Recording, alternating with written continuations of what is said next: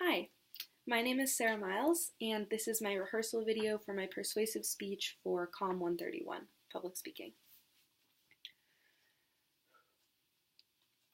Imagine for a moment a world in which thousands of people were killed every year by common infectious diseases. A world in which no preventative measures existed and all you could do was hope not to become sick. A world in which we were helpless to the matter of our very own health. Fortunately, that is not the world we live in today, and that is a result of the invention of vaccination. Vaccination is the process of exposing an individual to either dead or weakened forms of disease-causing microorganisms, allowing that individual to build up immunity. After taking a medical microbiology class here at SBCC and doing extensive research on the subject, I feel it is my duty to inform you that vaccinations should be mandatory for all United States citizens in order to protect individuals from preventable diseases that are often deadly. Today I'm going to be talking to you about the anti-vaccine or anti-vaxxer movement and why it's so problematic. Then I will discuss the importance of immunity, and finally I will explain to you why vaccination is absolutely necessary to protect not only individuals but our global society as a whole.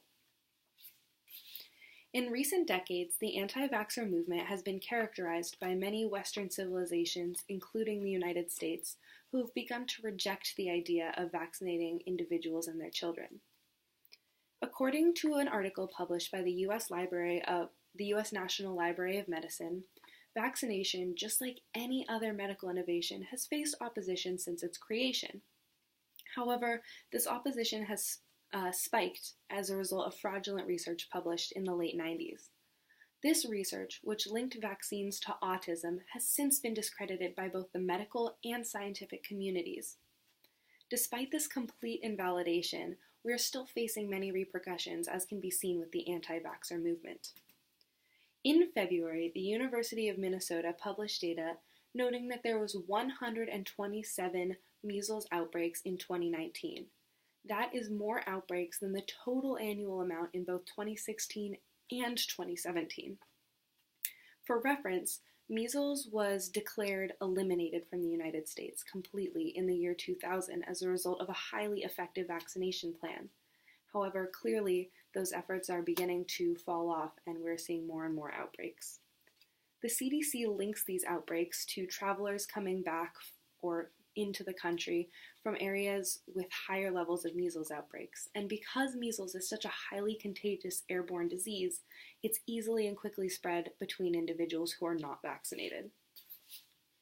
Another reason that the World Health Organization cites for the mindset behind this movement is that because there are low levels of diseases, such as measles in the United States, we no longer need to vaccinate ourselves. This is incorrect, though. This just proves that the vaccination is working and needs to be continued. It is exactly this type of fallacious and uneducated ways of thinking that allows for more disease outbreaks and unnecessary suffering. So, in order to solve this problem, I propose that we make vaccination mandatory for all United States citizens at the earliest ages possible as a matter of public health and safety. Requiring parents by law to vaccinate their children will prevent their children from contracting potentially life-threatening diseases. The whole concept behind vaccination is to build up immunity. So to understand how that works, one must first understand the 4 different types of vaccination.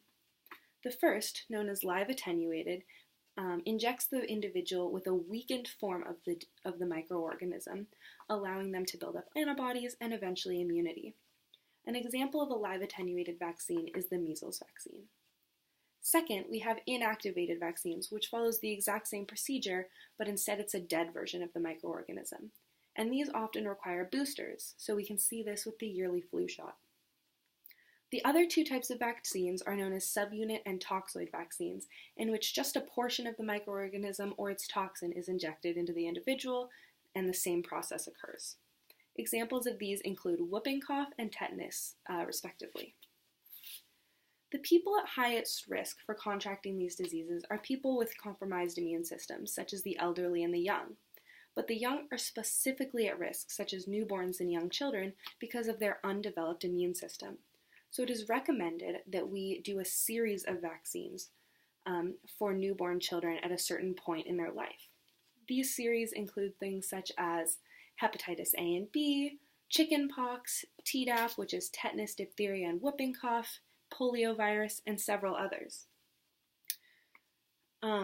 While it is important to protect people from a young age, though, not everyone is able to do that. For example, if someone has some pre-existing medical condition or they're allergic to a certain vaccine, they'll be unable to get it, and they're heightened risk.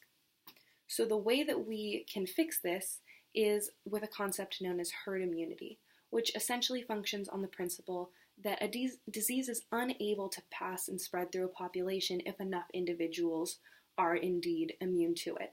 So if all able individuals are vaccinated, the ones who are unable to become vaccinated will still be protected through this concept of herd immunity.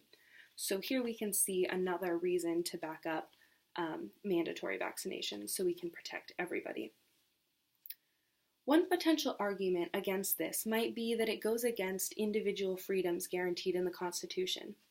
However, I do not believe that vaccination should be a matter of personal choice. It's a matter of public health and safety. People who are unable to get a vaccine's their lives should not be in the hands of others who do not fully understand the science behind vaccination and why it is so important for them. When I began speaking to you, I asked you to imagine a world in which we were powerless as to our very own health. Now, if we continue to let vaccination levels drop off the way we have been, that's exactly the kind of world we're going to be returning to. The CDC notes that before vaccination was implemented, approximately 3 to 4 million people contracted measles each year. Smallpox, a disease that killed 300 million people in the 20th century alone, has been completely eradicated as a result of vaccination, and polio is on its way out as well. It is important to make vaccination mandatory to keep these diseases on the decline. Finally,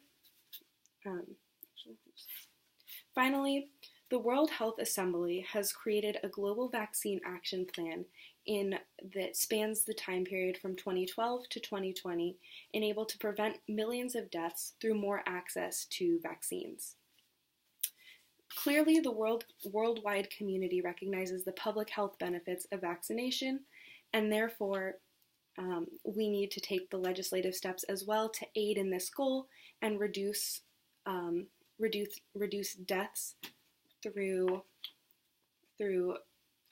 continuously implementing vaccination.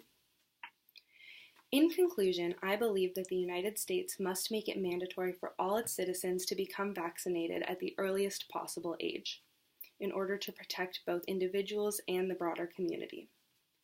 Human beings' capacity for innovation and self-preservation is what makes us who we are. The discovery of vaccination is a noteworthy one and has increased our public health exponentially since it's been implemented. Vaccination is not only to protect ourselves and others, but future generations. Therefore, vaccinating yourself and your children is not just a matter of personal choice, it's your civic duty as a global citizen and a human being. Thank you.